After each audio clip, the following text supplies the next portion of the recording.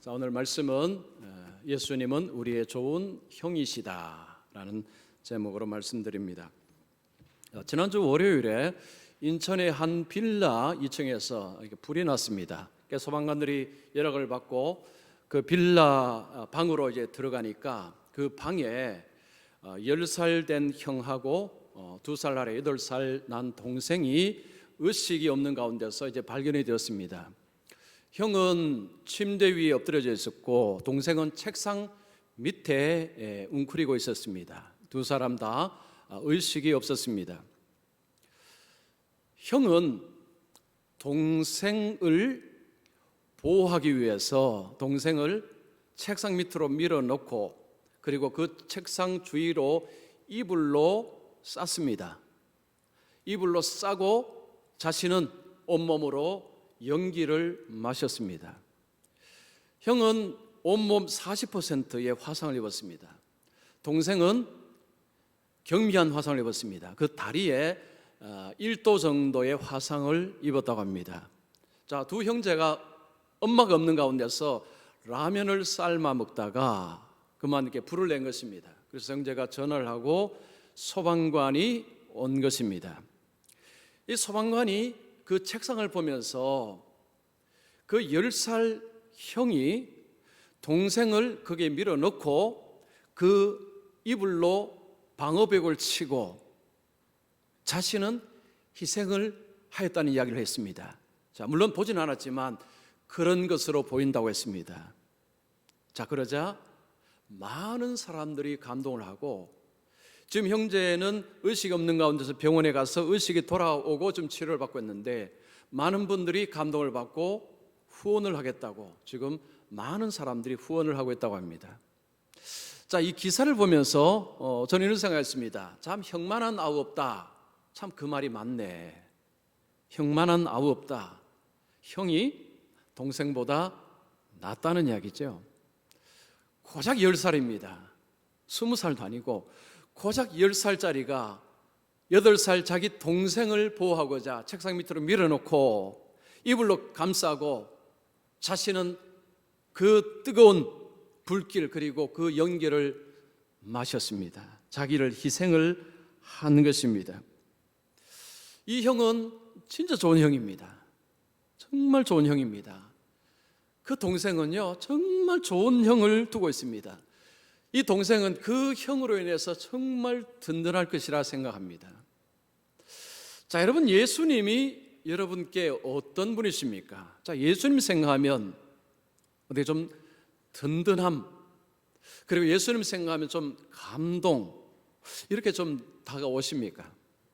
아마도 많은 분들은 예수 믿은 지 이제 시간이 좀 되면서 아마도 좀 무덤덤하지 않을까라는 생각합니다. 그리고 예수를 믿은 지 연수가 시간이 좀 지나가면 말씀을 들어도 이미 아는 말씀인데 그러니까 새롭지가 않습니다. 새롭지 않으면 감동이 오기가 어렵습니다.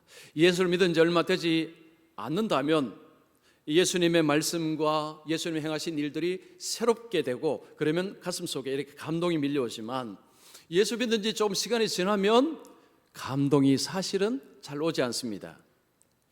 여러분, 우리가요 늘 감동을 받는 것은 어려울지라도 그래도 가끔은 감동을 받을 필요가 있습니다. 가끔씩은 우리 마음속에 좀 감동이 일어날 필요가 있습니다. 왜냐하면 이게 감동이 없이 그냥 쭉 신앙생활하면요 몸이 건조하게 그리고 형식적으로 신앙생활하기가 쉽습니다. 그래도 가끔씩이라도 우리 마음속에 이런 감동이 밀려오면 그러면 예수 믿는 것이 정말 참 좋지. 잠시 잊었는데 참 예수 믿는 것이 이렇게 좋아. 참 예배가 이렇게 참 좋구나. 이런 탄성을 지어내면서 힘을 얻을 수 있습니다. 자, 오늘 제가 이 말씀을 준비하면서요 제가 감동을 받았어요. 그래서 제가 이 말씀 드리는 것입니다. 이 말씀을 준비하면서 제 마음속에 아주 잔잔한 감동이 일었습니다. 그래서 이 말씀을 듣는 우리 성도님들의 마음속에도 제가 받았던 이런 감동을 받았으면 좋겠다라는 심정으로 제가 말씀을 전합니다. 자, 오늘 읽을 말씀은요 너무너무 잘하는 말씀입니다. 성경의 어느 이야기보다도 유명한 이야기고 어느 이야기보다도 여러분 설교를 아마도 많이 들었을 것입니다.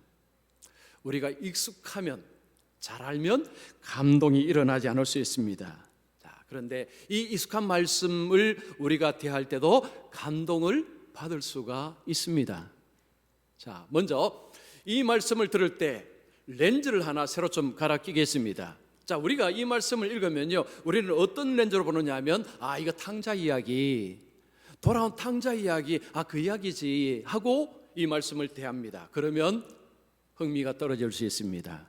자, 새로운 렌즈를 갈아 끼겠습니다. 오늘 설교 제목입니다. 예수님은 우리의 좋은 형이시다라는 렌즈로 이 말씀을 한번 보겠습니다.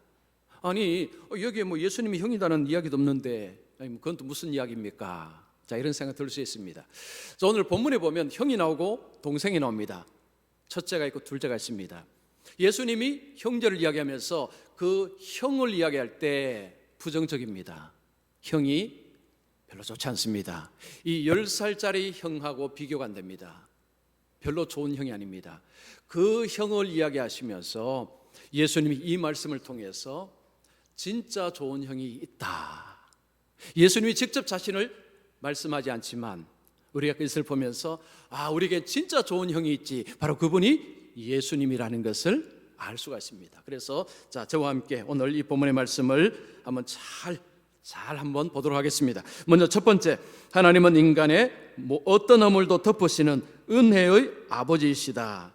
자, 먼저 예수님께서 둘째 아들을 이야기하시면서 하나님 아버지를 이야기합니다. 하나님 아버지는 인간의 어떤 허물도 덮으시는 은혜의 아버지시라는 것을 말씀합니다. 자, 둘째 아들이 어느 날 아버지에게 찾아왔습니다. 아버지 제게 줄 유산 있죠? 그거 미리 좀 주십시오. 지금 좀 주십시오 하고 아주 무모하게 아버지에게 요청을 합니다. 12절에 보면 아버지여 재산 중에서 내게 돌아올 분깃을 내게 주소서. 내게 돌아올 분깃, 미래에 내게 주어질 것 미리 당겨서 달라는 것입니다. 지금 예수님 말씀을 듣고 있는 청중들이 있습니다. 그들이 이 이야기를 들을 때 어떤 생각이 들었을까요? 아니, 이런 불효자식 같으니라고. 아버지가 멀쩡히 살아계시는데 아버지가 유산을 구한다는 것은요, 이건 너무너무 무리한 것이고 불효막심한 것입니다. 유산은 아버지가 돌아가신 이후에 받는 것입니다. 그런데 아버지가 멀쩡히 살아계시는데 유산을 달라는 것은 아버지 필요 없어요, 아버지 죽었으면 좋겠습니다, 그런 말이기 때문에 이 자식은 불효막심한 자식입니다. 그 당시에 유산은 이런 식이었습니다. 이제 아들들이 있습니다. 그러면 첫째 아들에게는 2분의 1 반을 첫째 아들에게 갑니다. 이 장자가 어마어마한 것을 받습니다. 그리고 나머지 자녀들이 받습니다. 만약에 상속자가 2명이라면, 아들이 2명이라면 첫째 아들은 3분의 2, 둘째 아들은 3분의 1을 받습니다. 이 둘째 아들이 곰곰이 생각해 보니까 아버지가 재산이 좀 꽤 됩니다. 3분의 1을 받아도 상당하겠다는 것을 생각합니다. 그래서 이 아버지에게 그것을 받기를 원하고 있습니다. 자, 지금 청중들은 이 둘째 아들의 이야기를 듣고 있습니다. 자, 아버지가 여기에 어떻게 반응할 것인가 아마도 궁금할 것입니다. 자, 그러면 그 당시 청중들은 어떤 식으로 기대를 했을까요? 아버지가 순순히 줄 것이냐, 아니면 거절할 것인가? 대부분의 사람들이 이건 주지 않을 것이다 라고 생각을 했을 것입니다. 주지 않을 정도가 아니고 어떤 아버지는 아마 집에서 내쫓았을 수도 있습니다. 그냥 쫓아내고 내 호적에서 너를 파버리겠다, 이런 아버지가 있을 수도 있습니다. 그만큼 이 둘째 아들의 행위는요, 굉장히 무리하고 잘못된 행위였습니다. 그 당시에 아버지라는 존재는요, 어마어마한 존재였습니다. 그런 존재에게 이런 무모한 행동을 했을 때는 그냥 쉽게 아버지가 줄 리도 없고 그냥 좋은 말로 거절할 리도 없습니다. 아주 엄청난 일이 벌어지겠죠. 자, 그런데 아버지는 순순히 줍니다. 여러분 12절에 보시면 아버지가 그 살림을 각각 나누어 주었더니, 각각 나누어 줬다고 얘기합니다. 자, 둘째 아들이 달라고 하니까 아버지가 그래 좋다 하고 나누어 줬는데, 둘째 아들에게만 주는 것이 아니고 첫째 아들에게도 분배합니다. 이왕 줄 거 그래 첫째 아들이 주겠다 하면서 양자에게 다 줍니다. 이 모습이 지금 무리들이 들을 때는요, 아니 저런 아버지가 있나. 그 당시에 자식들은 아버지를 존경하고 아버지를 높이고 아버지의 말씀에 절대 순종해야 되는 존재가 자식들입니다. 그런데 무례하게 아버지에게 이걸 요구하고 아버지는 또한 뭐 별 말도 없이 그냥 준다 그러고, 아버지도 이상하고 아들도 이상하고 무리들은 충격을 많이 받았을 것입니다. 자, 둘째 아들은 아버지의 유산을 받아서 현금화해서 가지고 먼 나라로 갑니다. 첫째 아들은 그렇게 하지 않습니다. 첫째 아들은 둘째 아들과 다른 점이 있습니다. 그 당시의 문화 전통에 대한 순종의 의미가 있습니다. 아버지의 말을 잘 순종하는 아들입니다. 착한 아들로 보입니다. 아버지가 유산을 분배했지만 아직 아버지가 살아계시니까 이것은 아버지 것이다, 이것은 내 것이 아니다 하면서 그 아버지의 것을 둘째처럼 그렇게 하지는 않았다는 거죠. 그러면서 아버지와 함께 있으면서 이것은 여전히 아버지 것이라고 인정하는, 겉으로 볼 때는 굉장히 착한 아들이었습니다. 자, 둘째 아들은 왜 이렇게 했을까요? 자, 둘째 아들은요, 아버지는 중요하지 않았습니다. 이 둘째 아들에게 진짜 중요한 것은 아버지의 재산이었습니다. 아버지의 재산. 아버지는 사라져도 좋고 그 재산이 지금 자신에게 주어지는, 이것이 아들이 원했던 것입니다.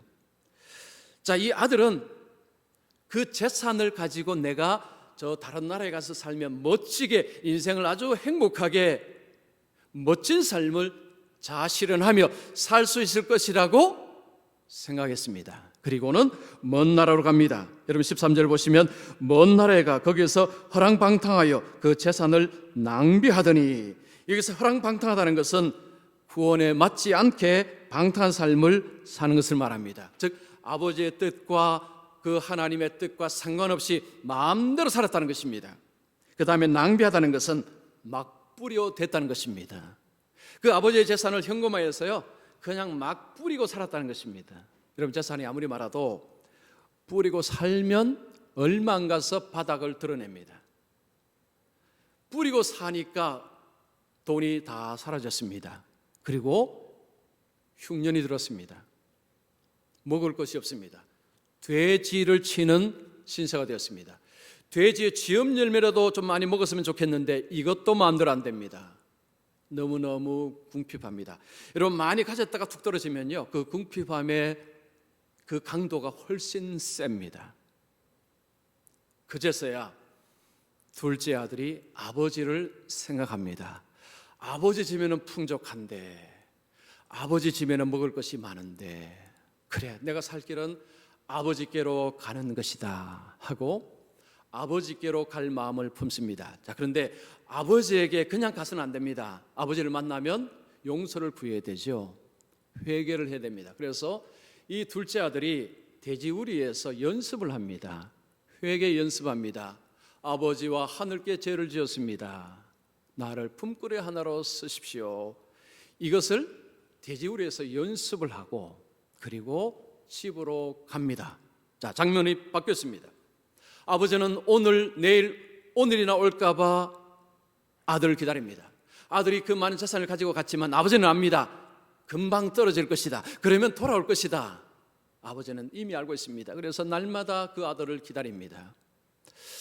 자, 지금 예수님 말씀 듣고 있는 청중들은 이 아버지가 이상하게 보입니다. 그런 아들을 기다리는 아버지. 그런데 청중을 더 놀랍게 하는 것은 따로 있습니다. 아버지가 보니까 저 멀리서 아들이 옵니다. 금방 알아봅니다. 아버지는 옷을 걷고 뛰어갑니다. 그 당시에는 통옷입니다. 뛰려면 밑에를 걷어 올려야 됩니다. 그 당시 아버지들은요 안 뛰었습니다. 우리나라도 여러분 아버지 채통이 있죠. 사람들 보는 앞에서 뛴다는 것 쉽지 않습니다. 그 당시 아버지는 안 뛰었습니다. 근데 옷을 걷어 올리고 다리에 맨살을 드러내어서 뛴다는 것, 이거 있을 수 없는 일입니다. 지금 동네 사람들이, 보는 사람들이 있을 것입니다. 그런데 아버지는 동네 사람이 보든지 말든지 신경 쓰지 않습니다. 그냥 달려갑니다. 아마 속도도 엄청났을 것 같습니다. 그리고는 끌어안습니다. 입맞춥니다. 아들은 아버지가 오자 준비한 것 해야지요. 그래서 하늘과 아버지께 죄를 지었습니다 이야기하는데 아버지는 듣는 놈 마는 놈 별로 관심이 없습니다. 야야 가자. 그리고 집 안으로 데려갑니다. 손에 가락지를 끼웁니다. 신발을 신깁니다. 이것은 아들의 지위를 회복시켜 주는 것을 의미합니다. 이 정도가 아닙니다. 하인들에게 살찐 송아지를 잡으라고 명령합니다. 요즘도 여러분 이 살찐 송아지 먹는 거 쉽지 않습니다. 그 당시는요, 특별한 일 아니면 이렇게 하지 않았다고 합니다. 아버지에게는 너무너무 특별한 일이었습니다. 이 죽은 아들, 잃어버린 아들이 돌아왔기 때문에 아버지는 너무 기뻤어. 이보다 더 특별한 일이 어디 있느냐? 살찐 송아지를 잡으라. 잔치가 벌어지고 동네 사람들을 초청을 하였을 것입니다. 자, 예수님께서 이 둘째 아들을 이야기하시면서 예수님이 진짜 이야기하고 싶은 것이 뭘까요? 둘째 아들? 아닙니다. 바로 아버지입니다. 아버지. 그 아버지는 하나님이시죠. 지금 예수님은 그 둘째 아이를 이야기하면서 하나님 이야기를 하고 싶은 것입니다. 우리의 어떤 죄도 다 덮어버리는 그 엄청난 은혜의 소유자가 너희의 하나님이시다. 예수님이 그것을 이야기하는 것입니다. 지금 이 아버지의 모습은 굉장히 무모합니다. 그 은혜가요, 무모하고 해프입니다. 너무 해퍼요. 무모하고 해픈 은혜의 소유자가 우리 하나님이다. 그 이야기를 예수님이 하고 싶으신 것입니다. 하나님이 우리를 구원하신 것은요, 우리가 회개했기 때문에, 믿었기 때문에 아닙니다. 순서는 그렇지 않습니다. 우리가 회개하고 우리가 믿는 이전에 하나님의 은혜가 먼저 있었습니다. 여러분 에베소서 2장 5절을 보십시오. 허물로 죽은 우리를 그리스도와 함께 살리셨고 너희는 은혜로 구원을 받은 것이라. 우리가 구원을 받은 이유는 은혜라는 것입니다. 우리는 그러죠. 내가 믿었기 때문에, 내가 회개했기 때문에. 자, 믿고 회개하는 것은 은혜가 주어진 이후의 일입니다. 우리가 회개했다고 하지만 여러분, 우리가 지은 죄의 몇 퍼센트 회개할 수 있을까요? 5%? 3%? 글쎄요, 아마 그보다 더 낮을 것입니다. 우리는 죄를 짓고 나서도요, 내가 무슨 죄 지은지도 모르는 죄들이 허다합니다. 그리고 알고 지은 죄도 시간 지나면 잊어버립니다. 회개했기 때문에, 믿었기 때문에 라는 것은 그 이후의 일입니다. 우리의 회개는 너무 어설프고 너무 보잘것없습니다. 하나님의 은혜가 있었기 때문에 우리에게 구원이 있었다는 것, 이것을 예수님이 둘째 아들을 통해서 우리에게 말씀해 주는 것입니다. 자, 요즘 코로나가 우리를 굉장히 좀 힘들게 합니다. 저도 가끔씩은 답답해요. 갑갑합니다. 자, 이럴 때 우리의 속을 좀 열어주고 좀 숨통을 튀게 하는 것, 바로 하나님의 은혜라는 거지요. 하나님의 은혜. 그래서 이 하나님의 은혜, 무모하고 해픈 하나님의 은혜, 여러분 이 은혜 받으셨습니다. 이 은혜 받았기 때문에 이 코로나 가운데서도 이렇게 오신 것입니다. 그래서 여러분 이 은혜 속에서 좀 깝깝하지만 그죠, 힘을 내셔서 그렇게 또 한 주간 살아가시면 좋겠습니다. 자, 두 번째입니다. 예수님은 잃어버린 동생을 찾으러 오신 좋은 형이시다. 자, 예수님께서 이제 첫째 형 이야기를 합니다. 이 형 이야기를 하면서 예수님이 무슨 이야기를 하고 싶어 하실까요? 바로 이 이야기입니다. 예수님은 잃어버린 동생을 찾으러 오신 좋은 형이라는 것을 이야기하고 싶은 것입니다. 자, 첫째 아들이 밭에서 열심히 일합니다. 그리고 집으로 오는데 무슨 음악 소리가 들립니다. 이게 무슨 일인가 싶어서 종에게 물어봅니다. 종이 이유를 설명합니다. 종의 얘기를 들은 첫째 아들의 반응은 분노입니다. 분노. 지금 분노가 일어났습니다. 여기서부터 지금 막 끓어오른다는 것입니다. 아버지가 나와서 아들을 야 들어가자라고 하는데 아버지에게 무슨 말 하는지 보십시오. 29절 30절입니다. 내가 여러 해 아버지를 섬겨 명을 어김이 없거늘 내게는 염소 새끼라도 주어 나와 내 벗으로 즐기게 하신 일이 없더니 아버지의 살림을 장녀들과 함께 삼켜버린 네 아들이 돌아오매 이를 위하여 살찐 송아지를 잡으셨나이다. 자, 지금 이 형의 이야기는 이런 것입니다. 아버지, 저는 아버지께 정말 순종했습니다. 아버지 하라는 거 제가 다 했습니다. 제가 순종하는 게 뭐가 있습니까? 그런데 내게는 염소 새끼 한 마리 잡아서 친구들과 함께 좀 즐거운 시간 가지게 하신 일이 어디 있습니까? 그런데 이 아들이 표현합니다. 이 아들, 이 문제 많은 아들, 이 아들이 돌아왔는데 살찐 송아지를 잡아주다니요. 어떻게 이런 일이 일어날 수 있습니까? 불만이 지금 쏟아나온 것입니다. 이런 이야기죠. 아버지, 지금 대우하시는 것이 이게 좀 바뀌었습니다. 나에게 그런 대우를 하시고 저 동생에게는 그런 대우하시면 안 되는 것입니다. 이게 바뀌었어요. 왜 나는 이렇게 홀대하시고 왜 동생은 저렇게 대우하십니까? 이거 형평에 맞지 않습니다. 이거 불공평합니다. 이거 잘못되었습니다. 이것이 형의 이야기입니다. 이 형이 별로 좋아 보이지 않습니다. 이 형이 하는 태도가 별로 좋지 않습니다. 동생이 돌아왔습니다. 그 동생을 보고서는 분노를 터뜨리는 형의 모습이 별로 좋아 보이지 않습니다. 어떤 마을의 사람이 만약에 그 집을 오다가 이 형이 아버지에게 행하는 그 모습을 본다면 뭐라고 생각할까요?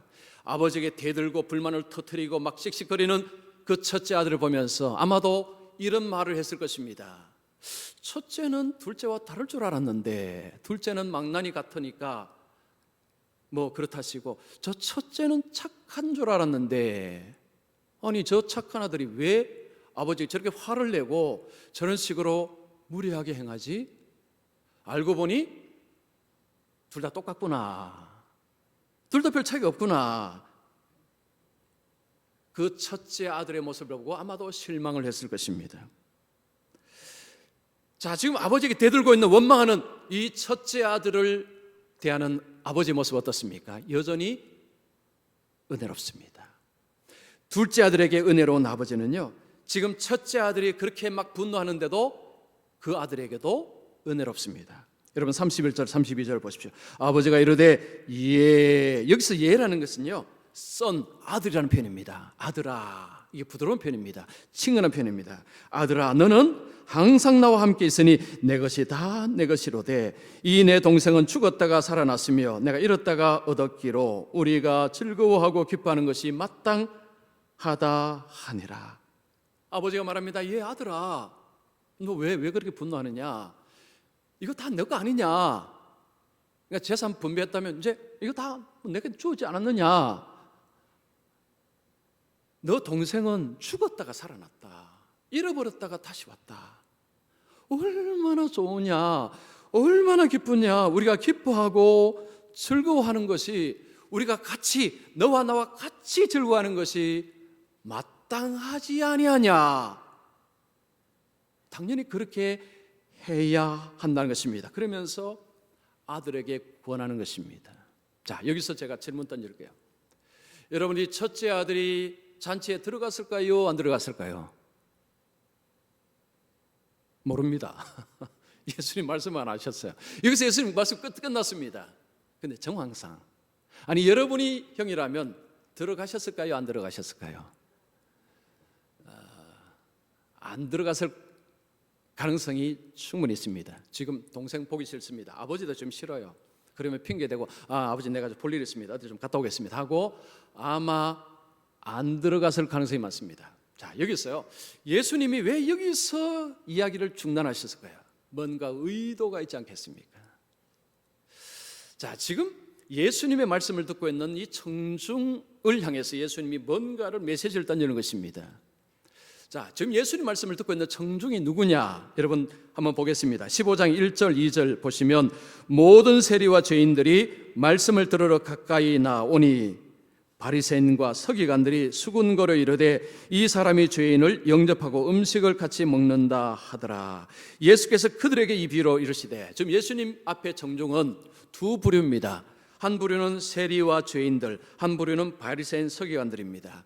이 바리새인 서기관들은 지금 세리와 죄인들을 인간 취급하지 않습니다. 비난하는 부류들이 이들입니다. 바리새인 서기관들은 평소에 하나님의 율법을 잘 순종하려고 애쓰는 사람들입니다. 종교적인 전통을 잘 따라가는 사람들입니다. 겉으로 볼 때 아주 하나님을 잘 믿는 것처럼 보이는 자들이 바리새인 서기관들입니다. 자, 반면에 이 세리와 죄인들은요, 하나님 율법에 관심도 없습니다. 그냥 마음대로 살아갑니다. 죄짓고 살아갑니다. 바로 이들이 죄인 세리들입니다. 자, 어느 쪽이 형과 닮았습니까? 바로 바리새인과 서기관들입니다. 예수님께서 그들에게 말씀을 하시는 것입니다. 너희들이 바로 이 형과 흡사하다. 겉으로 볼 때는 아주 잘 섬기는 것 같은데 속을 들여다보니까 속이 너무 은큼하다. 너희들이 문제가 많다. 이거 좀 깨달으라. 이런 메시지를 주는 것입니다. 자, 본문에 형이 동생과 다른 것처럼 보였습니다. 굉장히 착하고 아버지 말씀 순종 잘하고, 야, 동생과 다른 형이다, 정말 좋은 형이다 라고 보였는데 막상 들여다보니까 그렇지 않습니다. 자, 둘째는 아버지의 재산을 원했습니다. 첫째는요, 똑같습니다. 역시 마찬가지입니다. 방식이 달랐습니다. 첫째는 잘 순종하면서 원한 것이 아버지의 좋은 것이었습니다. 아버지에게 순종하는 이유가 아버지를 기쁘게 해드리는 이유가 아니었습니다. 아버지로부터 좋은 것을 얻기 위해서 아버지에게 순종을 한 것입니다.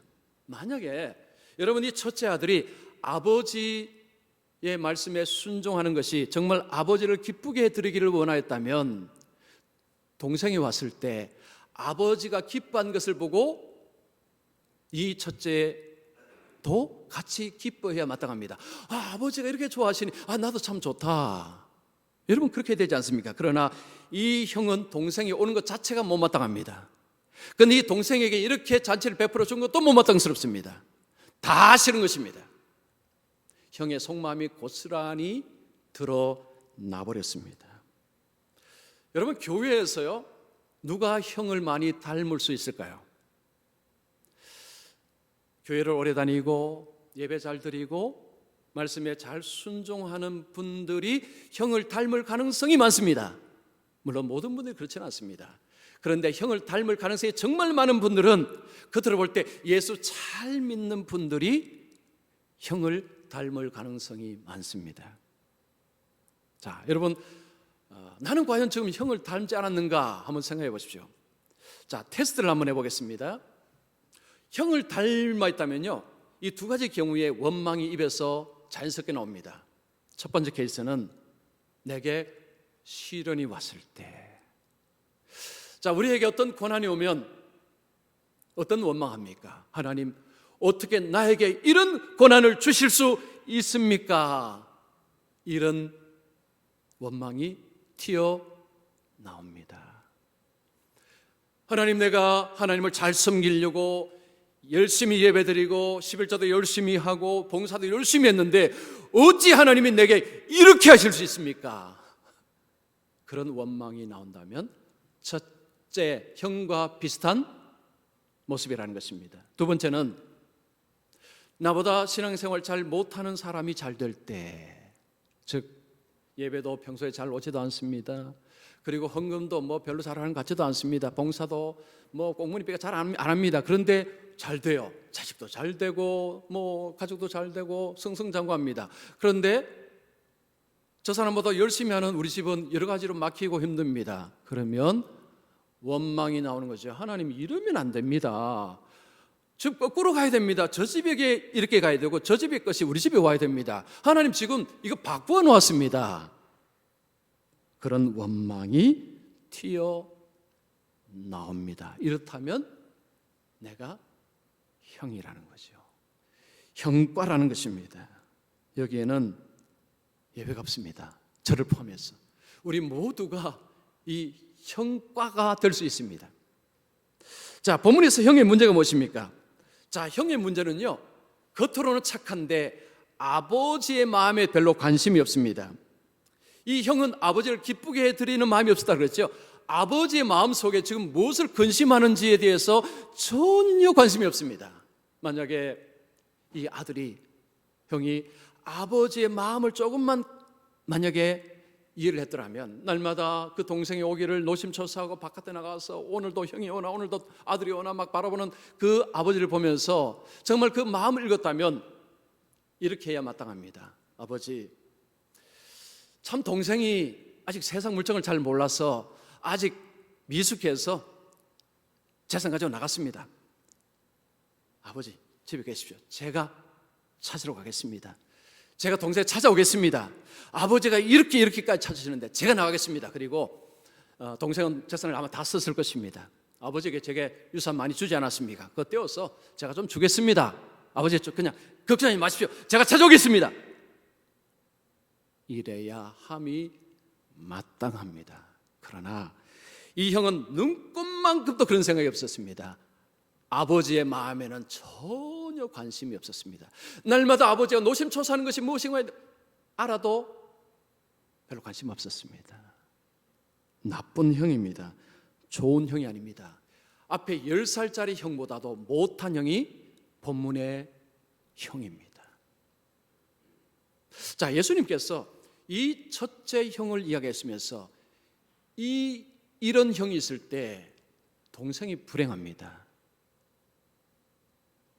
예수님이 직접 자신이 형이라고 말씀을 하지 않았지만 우리가 이 말씀을 가지고 성경을 쫙 보게 되면 와, 예수님이 정말 좋은 형이구나, 예수님이 정말 우리에게 좋은 형으로 오셨구나라는 것을 알 수 있습니다. 자, 예수님은 아버지의 마음을 알았습니다.